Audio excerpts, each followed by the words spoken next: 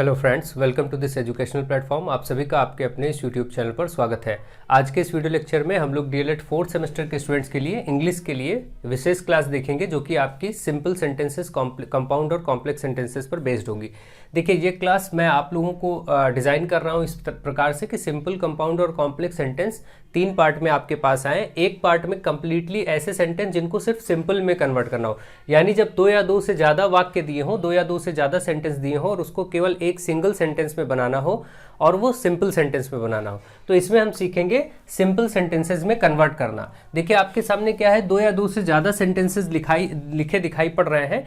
इनको आपको एक सिंगल सेंटेंस में कन्वर्ट करना है। तो चलिए देखते हैं और सीखते हैं। अभी देखिए, बहुत ज़्यादा बेसिक और डिटेल में क्लास नहीं हो सकती, क्योंकि बहुत ज़्यादा बेसिक्स के साथ अगर हम चलेंगे तो फिर प्रॉब्लम होगी, टाइम कम है। टाइप वाइज आप देखते चलिए, समझते चलिए क्वेश्चंस को, ठीक है। बाकी आगे डिटेल में मैं इनको सबको पढ़ाऊंगा आप लोगों के लिए आगे। पहला क्वेश्चन है आपके सामने, ही सॉ द डेंजर। उसने खतरा देखा, मतलब उसको कहीं खतरा लगा। He saw the danger, he return home, और वह घर वापस आ गया।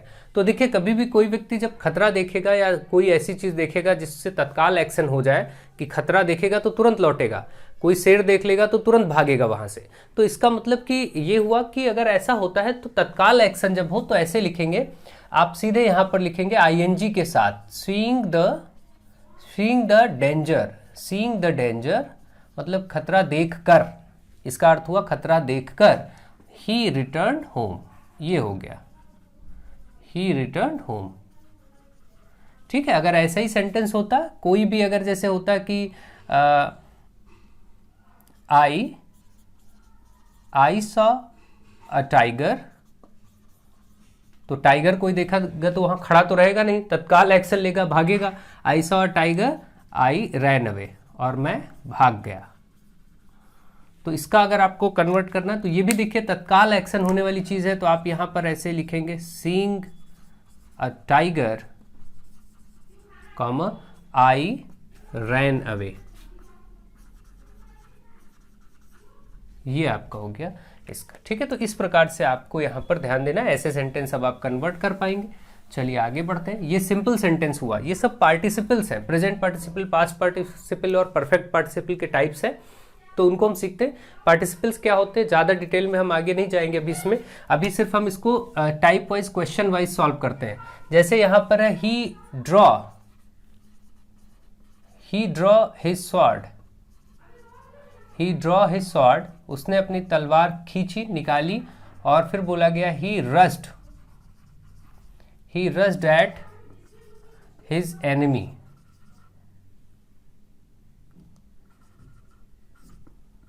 मतलब उसने अपनी तलवार खींची और वह अपने दुश्मन पर टूट पड़ा। तो आप ये बताइए, कोई भी व्यक्ति जब तलवार खींचेगा किसी को मारने के लिए तो तुरंत ही एक्शन लेगा, इसमें भी ज़्यादा टाइम नहीं लगेगा। तो इसको भी सीधे वैसे ही, ड्राइंग मतलब खींच कर, अब इसको हम कह सकते हैं कि तलवार खींचकर, अपनी तलवार खींचकर वह दुश्मन पर टूट पड़ा। तो इसको कैसे ट्रांसलेट किया जाएगा, ड्राइंग हिज स्वॉर्ड, अपनी तलवार खींचकर, कॉमा, फिर आगे यही लिख देंगे, ही rushed at his enemy,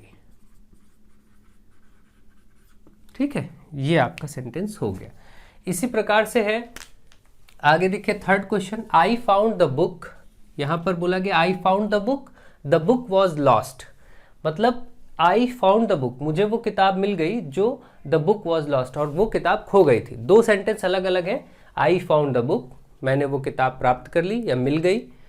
the book was lost, वो किताब खो गई थी। 2 बातें हैं। इसको सिंपल में एक ही में कहेंगे तो कैसे कहेंगे, देखिए, आई फाउंड द लॉस्ट बुक, सीधे सीधे लिख दें, आई फाउंड लिख दें, और ये जो 2 बार द बुक देखिए बीच में आया, इसको अगर हटा दिया जाए तो सिंपल सेंटेंस में हो जाएगा, आई फाउंड द लॉस्ट बुक। ये चीज को एक साथ कर दिया जाए, इसको हटा करके क्या कर दिया जाए, आई फाउंड द लॉस्ट बुक, मतलब खोई हुई किताब। द लॉस्ट बुक मतलब खोई हुई किताब, खोई हुई किताब, है ना। इसका अर्थ क्या हुआ कि आई फाउंड, मुझे मिल गई खोई हुई किताब, जो किताब खो गई थी, इसका अर्थ ये हुआ। तो ये एक सेंटेंस बना, सिंपल सेंटेंस, ठीक है। I found the lost book. इसी तरीके से कुछ भी, I found the watch, the watch was stolen, वह चोरी हो गई थी, तो आप ये बोल सकते हैं कि I found the stolen watch, जो चोरी हो गई थी, ऐसे बोल सकते। तो ऐसे बहुत सारे सेंटेंसेस बनाए जा सकते हैं जिनको हम इस तरीके से कर सकते हैं, ठीक है। चलिए नेक्स्ट यहाँ पर है, I finished my work I went to school. I finished my work I went to school, इसमें थोड़ा देखिए समय भी लगेगा, और सिंपल सी बात है, यहाँ पर इस तरीके के सेंटेंस, एक सेंटेंस और एक वाक्य और दूसरे वाक्य के जो कार्य में थोड़ा सा अंतर दिखेगा कि मैंने कार्य समाप्त किया और फिर मैं स्कूल चला गया। तो उसके बीच में ऐसा नहीं कि तत्कालिक कोई ऐसा एक्शन हो रहा है कि काम समाप्त किया और भागे, ऐसा तो है नहीं। पता नहीं कौन सा काम कर रहे थे, फिर आराम से तैयार हुए, ड्रेसअप हुए, फिर कॉलेज स्कूल गए, तो बहुत कुछ इसमें शामिल हो सकता है। ऐसा जरूरी नहीं कि यहाँ पर क्विक एक्शन नहीं आ रहा है। तो ये दो अलग अलग प्रकार के, दो अलग अलग एक्शन है, दो अलग अलग कार्य हैं। ऐसी स्थिति में हम हैविंग का प्रयोग करते हैं, हैविंग। तो हम क्या बोलेंगे, हैविंग फिनिश्ड। ध्यान रखिएगा ये परफेक्ट पार्टिसिपल होगा, हैविंग फिनिश्ड माई वर्क।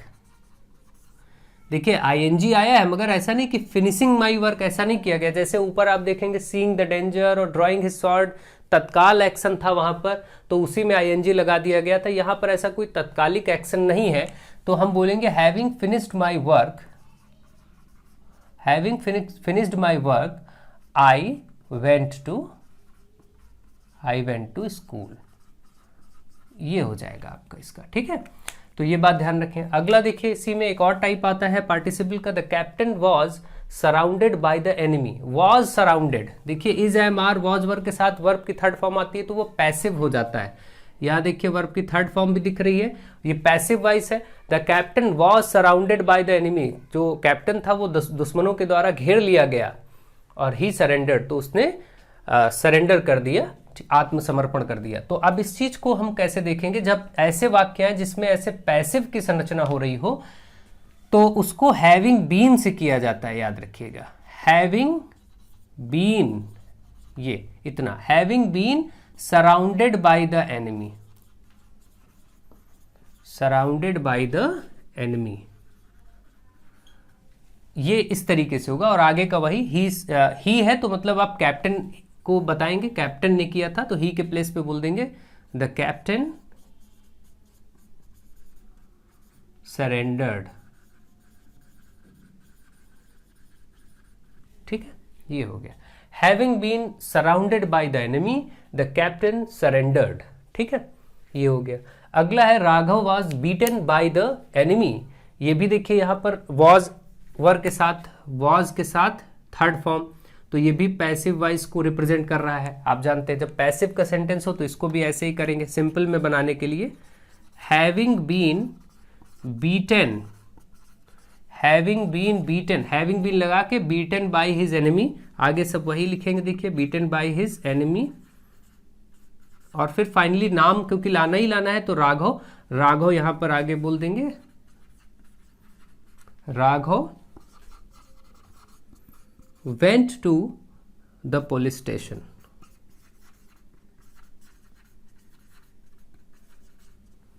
ये आपका हो गया सेंटेंस, ठीक है। तो इस तरीके से आपने ये सेंटेंसेस सीख लिए होंगे। तरीका आपको ध्यान रखना है, कब हैविंग लगेगा, कब हैविंग बीन लगेगा, ठीक है। जैसे नौकर ने झाड़ू लगाई, सफाई किया और वह चला गया, ठीक है। मान लीजिए एक सेंटेंस ऐसे है, the servant swept the room, swept the room, एक सेंटेंस हुआ।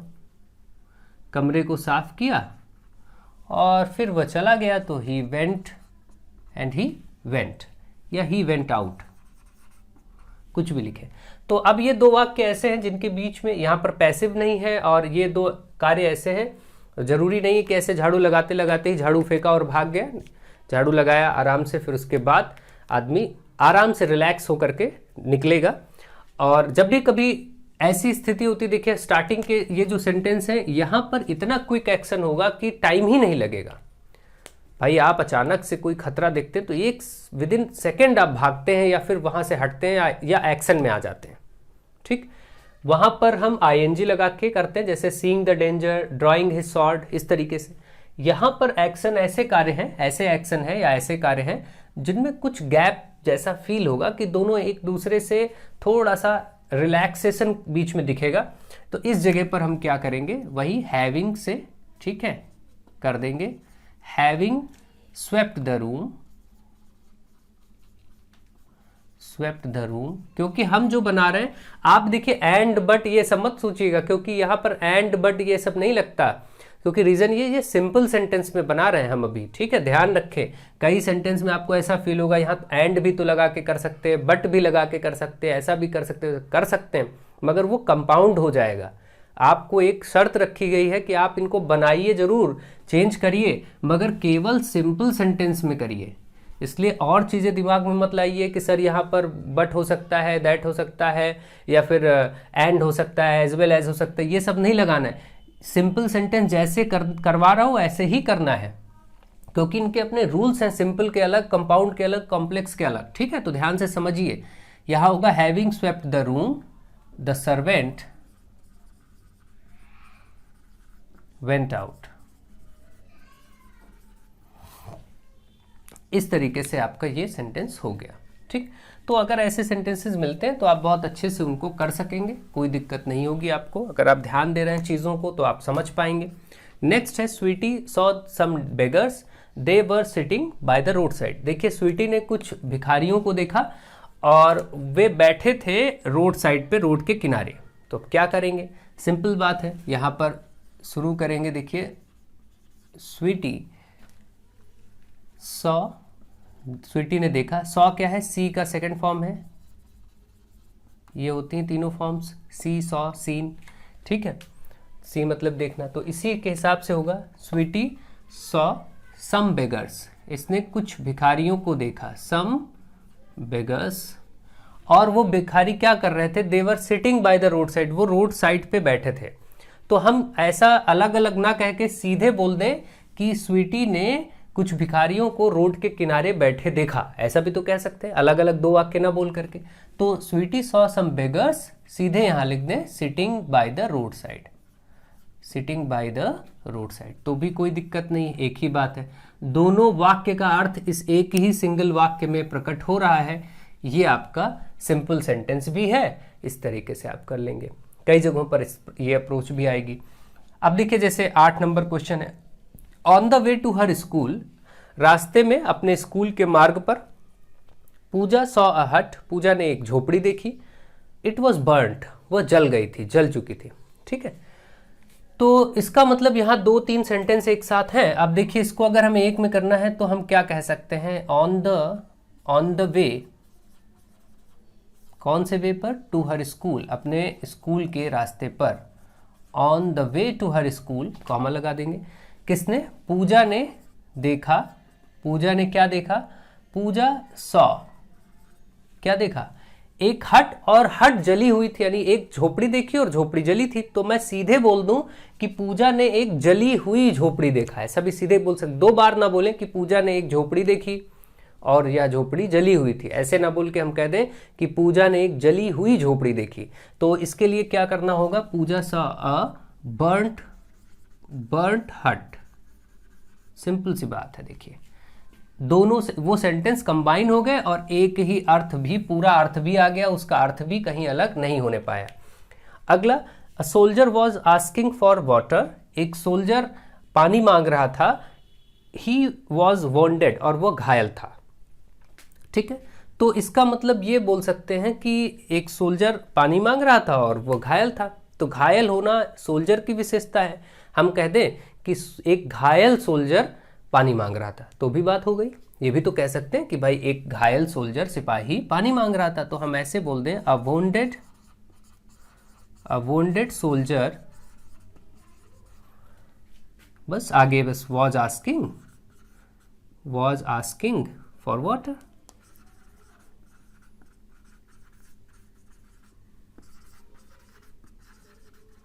ये हो गया आपका, a wounded soldier was asking for water. इस प्रकार से आपने देखा कि ये जो सेंटेंसेस थे इनको आपने सिंपल सेंटेंसेस में बदला, 2 या 2 से अधिक वाक्यों को एक वाक्य में बदले और सिंपल सरल वाक्य में बदले, तो यही आप सिंपल सेंटेंस के अंतर्गत सीखते हैं। आपने अच्छे से सीखा ये 9 प्रकार के सेंटेंसेस, इनको बार बार देखिए, समझिए और देखिए कैसे किया गया, क्या अप्रोच की गई, तो आप अच्छे से समझेंगे कि अच्छा जब सिंपल बोला जाएगा तो ऐसे ऐसे करना है। आगे आपको वीडियोस मिलेंगी कंपाउंड के लिए, कॉम्प्लेक्स के लिए, तो सारे सोच अब आपके अच्छे से बन पाएंगे और आप कर पाएंगे। तो चलिए आगे देखते हैं कुछ और वाक्यों को, उनको भी करते हैं। अब आपके सामने कुछ और सेंटेंसेस लिखे हैं जिनको हमें सिंपल में चेंज करना है। 2 या 2 से ज़्यादा सेंटेंसेस प्रयोग किए गए हैं और इनको एक सिंगल सिंपल सेंटेंस में बदलना है, यानी सरल वाक्य में बनाना है। तो चलिए पहला क्वेश्चन देखते हैं। आपके सामने है ही हैज़ 2 सन्स, उसके 2 पुत्र हैं, 2 लड़के हैं। He has to educate them, और उसको उन्हें शिक्षित करना है, एजुकेट करना है। तो सिंपल से ऐसे सेंटेंस में देखिए क्या अप्रोच होगी। ही हैज़ 2 सन्स, हम ये कह सकते हैं उसके 2 पुत्र हैं एजुकेट, शिक्षित करने के लिए, ऐसा भी तो कह सकते हैं उसके 2 पुत्र हैं शिक्षित करने के लिए। तो हम सिंपल सी बात बोलेंगे he has 2 sons, he has 2 sons, 2 लगा करके, ये बात ध्यान रखिए, ये इन्फिनेटिव का यूज हो रहा है। He has 2 sons to educate them, to educate them, या he has 2 sons to educate, इतना भी एनफ है, ठीक है, ये हो गया। और अब इसके बाद द सर्वेंट, अगला देखिए, the servant was a thief, जो नौकर था वो एक चोर था। मदर फाउंड दिस, किसने ये पता लगाया? माता जी ने, मदर फाउंड दिस। तो 2 वाक्य हैं, इनको एक में बनाना है, तो इसको ऐसे सीधे बोलेंगे द मदर, सिंपल से मदर से स्टार्ट करिए। Mother found the servant, mother found the servant, माता जी ने सर्वेंट यानी नौकर को पाया, कैसा? एक चोर के रूप में। तो आगे बोलेंगे टू बी अ थीफ, यहां ध्यान रखिए वर्ड क्या आया, ये टू बी अ थीफ, ठीक है, यहां पर आपको ये बात ध्यान रखनी है, एक चोर के रूप में पाया। Mother found the servant to be a thief, यहां पर टू बी का यूज हुआ, देखिए ऊपर केवल टू एजुकेट से काम चल गया, ठीक है, यहां पर आगे टू बी लगाना पड़ा। आगे है Ram is very poor, he can not by books, Ram बहुत गरीब है, वह किताबें खरीद नहीं सकता। तो इसका मतलब राम इज टू पुअर, आपने इस टू TOO का भी यूज समझा है, तो हम यहां पर कहेंगे राम इज टू पुअर, बहुत गरीब है, बहुत ज़्यादा गरीब है। किसके लिए? फिर आगे एक टू लगाते हैं, ये टू होता है बहुत ज़्यादा को रिप्रेजेंट करने के लिए। राम इज टू पुअर मतलब एक लिमिट से ज़्यादा, बियॉन्ड अ प्रॉपर लिमिट कोई चीज़ हो तो उसमें टू लगा के, ये एक एडवर्ब है, ठीक है। तो Ram is too poor, too किसके लिए? कि वो किताबें खरीद नहीं सकता। तो Ram is too poor to buy books. ध्यान रखिए ऐसे सेंटेंसेस को आपको बहुत अच्छे से समझना होता है। ये सेंटेंस अक्सर ऐसे आ जाते हैं और आपसे कहा जाता है इसको नेगेटिव में कन्वर्ट करिए या टू हटाइए, तब आप इससे इस रूप में ले जाएंगे। तो आप बोलेंगे Ram is so poor that he can not by books, Ram is very poor that he can not by books, ऐसे बदलेंगे। तो जनरली सो लगा करके किया जाता है। अगर इसको बदलना हो तो Ram is so poor that he can not by books. देखिए ये भी एक ही अर्थ निकालता है। जब ऐसे कोई वाक्य लिखे होते तो इनका अर्थ नकारात्मक ही होता है। राम इज टू पुअर, इतना गरीब है कि किताबें नहीं खरीद सकता, इसका ये सेंस होता है। ध्यान रखें नॉट कहीं नहीं आया, फिर भी नकारात्मक भाव होता है ऐसे वाक्यों का, ठीक है। अगर जैसे मैं बोलूं कि ही इज टू फैट, वह इतना मोटा है कि दौड़ नहीं सकता, तो ऐसे लिखेंगे टू रन, बस इतना लिख देंगे। तो अब हम इसका अर्थ क्या होगा, he is too fat to run, मतलब वह इतना मोटा है कि दौड़ नहीं सकता। आप इसको अगर बदलें, अगर इसी को कॉम्प्लेक्स में बदलना हो तो हम बोलेंगे he is so fat that he can not run, that लगा करके वैसे, ठीक है। तो वो कॉम्प्लेक्स सेंटेंस हो जाएगा, वो हम आगे पढ़ेंगे, वहां पर भी इसको सीखेंगे। अभी के लिए फिलहाल आप इसको ऐसे समझिए, इसका भाव क्या है आप समझ गए होंगे। ये सिंपल सेंटेंस में कन्वर्ट होता है टू और टू के साथ, ये आप विशेष बात पे ध्यान रखिए कि इसका प्रयोग क्या है। अगला है ही विल डू इट, अगला है he will do it, he is sure, वह यह कर लेगा, वह श्योर है, वह श्योर है कि वह यह कर लेगा, ऐसा इसका अर्थ है। ही विल डू इट, वह इसे कर लेगा, कोई कार्य है वो इसे कर लेगा। ही इज श्योर, और वह इसके लिए श्योर भी है, निश्चित भी है। तो इसका मतलब इसमें हम क्या कहेंगे, ही इज श्योर, ऐसे ही इज श्योर के साथ प्रीपोजिशन आती है ऑफ, इसको भी बहुत ध्यान रखें, प्रीपोजिशन के लिए भी इंपॉर्टेंट है और ऐसे भी इंपॉर्टेंट। जब भी कभी श्योर आए कि किसी चीज पे कोई श्योर है तो श्योर ऑफ लिखा जाता है। तो ही इज श्योर ऑफ किसमें, डूइंग इट। बस यहाँ ध्यान रखें, ऑफ के बाद डूइंग इट करना पड़ेगा, डू के साथ आईएनजी लगाना पड़ेगा। चेंज करने का फॉर्मेट ध्यान दीजिए, he is sure of doing it. देखिए श्योर के साथ हमने प्रीपोजिशन यूज करके इसको चेंज किया, तो ये बाय यूजिंग प्रीपोजिशन रूल है, ठीक है, जिससे हम कर रहे हैं। Ram sold his book, Rama ने अपनी किताब बेच दी, he got 10 rupees for it, उसको इस किताब के लिए 10 रुपए मिले। तो हम ऐसा भी तो कह सकते हैं कि भाई रामा, दो वाक्य ना करके एक वाक्य में, रामा सोल्ड हिज बुक कितने रुपए में, बस फॉर लगा के सीधे बता दें कि भाई फॉर 10 रुपीज, खत्म। तो ये आप देखिए इसमें वही भाव है और ये एक ही सेंटेंस में हो गया, Rama sold his book for 10 rupees, ठीक है, ये हो गया आपका। दो वाक्य एक वाक्य में कन्वर्ट हो गए। ये सरल सिंपल वाक्य में आप कन्वर्ट करना देख रहे हैं कैसे किया जा रहा है। आई होप आप इनको अच्छे से समझ भी रहे हैं। वीडियोस को आप शेयर भी करते रहिए, लगातार फ्रेंड्स को जोड़ते रहिए। Next, she is ill, she has high fever. अब देखिए ये जब होता है तो इल विद आता है प्रीपोजिशन, तो आप बोलेंगे she is ill with high fever. बस इल के साथ इसकी प्रीपोजिशन अगर आपको पता है तो लगा दीजिए, she is ill with high fever, तो ये भी वही भाव देगा। देखिए इसका भाव भी वही है जो उसका है, उसका अर्थ जो है इसका भी वही अर्थ है ना। She is ill with high fever, वह बीमार है तेज बुखार के साथ। ये हो गया। नेक्स्ट अगला है, ये सेंटेंस बहुत इंपॉर्टेंट है, इस पे स्टार बना लीजिए। शी हैज फेल्ड, वह फेल हो गई। शी हर्ड द न्यूज, उसने यह खबर सुनी। शी फेंटेड, और वह अचेत हो गई, बेहोश हो गई। ये 3 वाक्य हैं, एक वाक्य में करना है, सो इंपॉर्टेंट हो जाता है। ध्यान से समझिए इसको कैसे करेंगे। तो वह बीमार, वह फेल हो गई, पहली बात। उसने खबर सुनी, न्यूज सुनी, शी हर्ड द न्यूज, इसका मतलब खबर सुनकर वह खबर सुनकर वह बेहोश हो गई। और खबर कैसी थी, अपनी असफलता की, यानी इसको हम ऐसे कह सकते हैं, अपनी असफलता की खबर सुनकर वह अचेत हो गई या बेहोश हो गई। अपनी असफलता की खबर सुनकर वह बेहोश हो गई। अब इसी वाक्य को ट्रांसलेट कैसे करेंगे जो मैं बोल रहा हूं, तो अपनी असफलता की खबर सुनकर, जब सुनकर देखकर ऐसे आता है तो हियरिंग सीइंग ऐसे आईएनजी लगा दिया जाता है। तो यहां पर कैसे होगा, ध्यान रखिए, ऑन हियरिंग, क्या बोलेंगे, on hearing the news of, on hearing the news of किसकी, अपनी हर असफलता मतलब फेल्योर, ठीक। On hearing the news of her failure, यहां देखिए फेल्ड था, ये वर्ब था, और फेल का जो नाउन बनता है वो फेल्योर होता है, असफलता फेल्योर का मतलब होता है, ध्यान रखिएगा। तो on hearing the news of her failure she fainted, वह बेहोश हो गई, ठीक है। सारी चीजें कवर हो गई इसमें, देखिए, हाँ, सारे भाव आ गए, जितने भाव वहां थे सारे एक ही वाक्य में वो भाव समाहित हो गए। Next, he did not work at all, उसने बिल्कुल काम नहीं किया और वह पास हो गया, ही पास्ड, बिल्कुल काम नहीं किया और पास हो गया। तो मतलब इससे ऐसे बोल सकते हैं, बिल्कुल कार्य ना करने के बावजूद भी वह पास हो गया, ऐसा बोल सकते हैं। के बावजूद भी जब आता है तो हम उसको इन स्पाइट ऑफ से लिखते हैं, जैसे हम लिखेंगे in spite of, in spite of का मतलब के बावजूद भी, इन स्पाइट ऑफ ये पूरे का मतलब होता है के बावजूद भी, ध्यान रखें। In spite of not working, in spite of not working at all, बिल्कुल कार्य ना करने के बावजूद भी, ना करने के बावजूद भी क्या हो गया, ही पास्ड, वह सफल हो गया। In spite of not working at all, बिना बिल्कुल कार्य ना करने के बावजूद भी वह पास हो गया, इसको ऐसे चेंज करेंगे।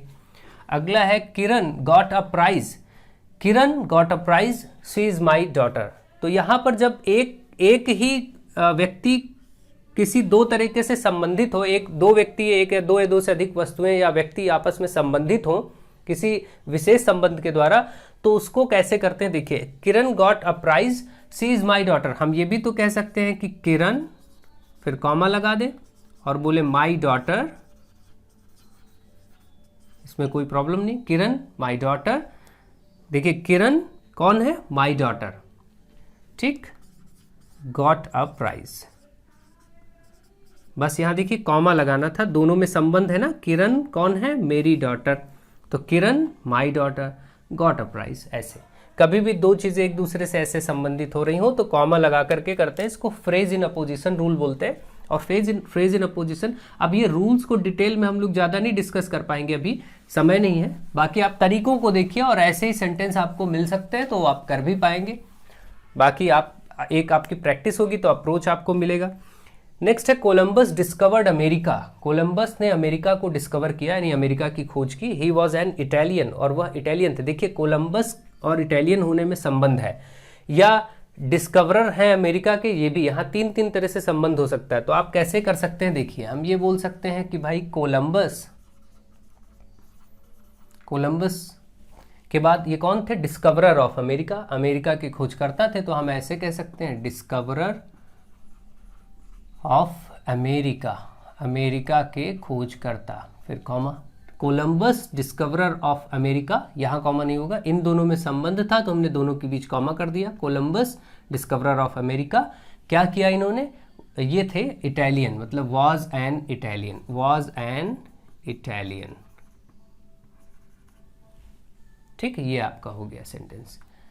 ये भी कर सकते थे कि Columbus an Italian discover the America, ऐसे भी कर सकते थे कॉमा करके, कोई दिक्कत की बात नहीं, फील वही आता। अगला देखिए, द ट्रेन अराइव्ड, ट्रेन आ गई थी, और इट वॉज पंक्चुअल, और यह पंक्चुअल थी, मतलब समय पर थी। तो हम ये बोल सकते हैं द ट्रेन अराइव्ड, इसको ऐसे भी तो कहा जा सकता है कि द ट्रेन अराइव्ड पंक्चुअली कर दें, है ना। तो ये भी आप बोल सकते हैं कि भाई ट्रेन पहुंची पंक्चुअली, एकदम पंक्चुअल था, ऐसे बोल दें तब भी भाव सही है इसका भी। अगला देखिए, do this work it should not be delayed. तो हम बोल सकते हैं कि भाई डू दिस वर्क, यह काम करो बिना देरी के, ऐसा कह सकते हैं ना, बिना देरी के इस काम को करो। तो do this work without delay, हम विदाउट लगा के ऐसे कह देंगे विदाउट डिले, बिना देरी के, डिले मतलब होता है देरी। तो ऐसे इस वाक्य को एक वाक्य में बनाया गया। देखिए यहाँ दो वाक्य थे, डू दिस वर्क अलग था, it should not be delayed, यहाँ हमने किया do this work without delay. एक ही भाव है, भाव बदलना नहीं चाहिए, और इस तरीके से सिंपल में ही रहना चाहिए। ये आपके सिंपल सेंटेंस हो गए। चलिए दो चार और सेंटेंसेस करके इसको समाप्त करते हैं। इसके साथ आपके सिंपल सेंटेंस का कन्वर्जन खत्म हो जाएगा। इतना आप कर लेंगे तो सिंपल में आपकी अप्रोच बहुत अच्छी रहेगी। फिर आएगा कंपाउंड और कॉम्प्लेक्स, तो उसको देखेंगे। तो चलिए देखते हैं। अब आपके सामने कुछ सेंटेंसेस और लिखे हैं, इनको भी हम लोग करेंगे, देखेंगे, समझेंगे। देखिए इसमें क्या बोला गया है, it was a holiday we did not go to school. दो सेंटेंसेस हैं, इनको कैसे करेंगे इस सेंटेंस में ध्यान रखिए, ये भी इंपॉर्टेंट टाइप सेंटेंस है, ठीक है। It was a holiday we did not go to school, it being a holiday, it being a holiday, फिर कॉमा लगा देंगे, वी डिड नॉट, बस हो जाएगा, we did not go to school. इस तरीके से ये सेंटेंस हो गया पहला। दूसरा देखिए, a man came to my door, एक आदमी मेरे दरवाजे पर आया, द मैन वॉज ब्लाइंड, और वह अंधा था। तो इसका मतलब हम सीधे कह सकते हैं कि एक अंधा आदमी मेरे दरवाजे पर आया। ऐसे बोल दे तो दो वाक्य बनाने की जरूरत नहीं है, तो हम कह देंगे a blind man came to my door. तीसरा, there is a book on the table, table यानी मेज पर एक किताब है, it is my favourite book, या मेरी पसंदीदा किताब है। तो हम इस ऐसे बोल सकते हैं, the book on the table, a book on the table is my favourite book.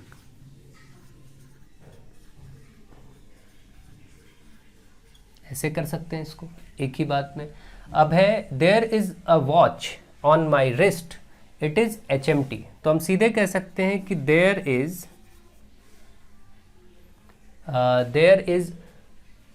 A watch, या ऐसे बोल सकते हैं there is an HMT watch on my wrist, या ऐसे बोल सकते हैं, ये ज़्यादा बेटर होगा बोलना, देयर का यूज़ ना करें, इसमें बोले अ वॉच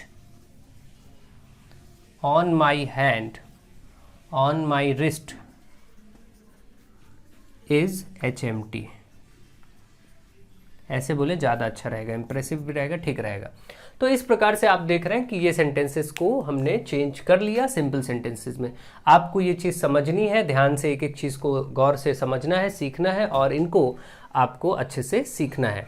तो मुझे आशा है कि आपको ये सिंपल सेंटेंसेस का जो वीडियो है अच्छे से समझ में आ रहा होगा, आ गया होगा और ये तरीके आप अच्छे से सीख गए होंगे। सिंपल सेंटेंस इसी के साथ एनफ है आपके लिए, प्रैक्टिस के लिए ये। अब अगले पार्ट में कंपाउंड और अगले पार्ट में कॉम्प्लेक्स के रूप में भी आपको सिखा दिया जाएगा। कोशिश रहेगी कि तीनों तरह के सेंटेंसेस आप कर पाएँ बेहतर से बेहतर, एक मतलब एग्जाम्पल्स के माध्यम से, तरीके से आपको सिखाया जाएगा। आप लोग वीडियोज़ को खूब शेयर करिए, पढ़ते रहिए, सीखिए, आगे बढ़िए। So thank you to all of you.